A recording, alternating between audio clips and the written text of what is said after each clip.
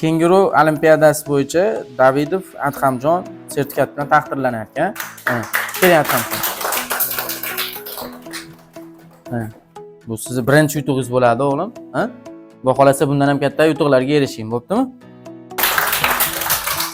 Shunday sertifikat bilan Sharobiddinov Kamronbek Jamoliddin o'g'li taqdirlanadi.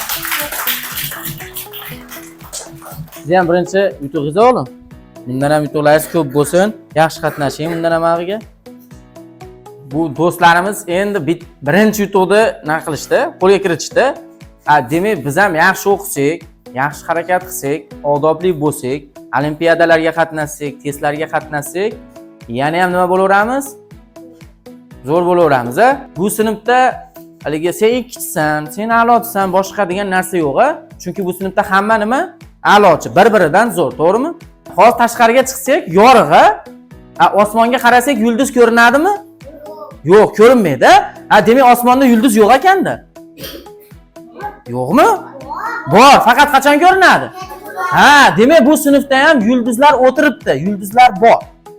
Uni ko'rsatishimiz kerak. To'g'rimi? Demak, biz o'zimiz yulduzligimizni qachon anglab yetib, harakat qilsak, nima bo'lar ekanmiz? Yarqirab, yulduzga o'xshab, tovlanib, nima bo'lamiz ekan? Ko'rinamiz ekan.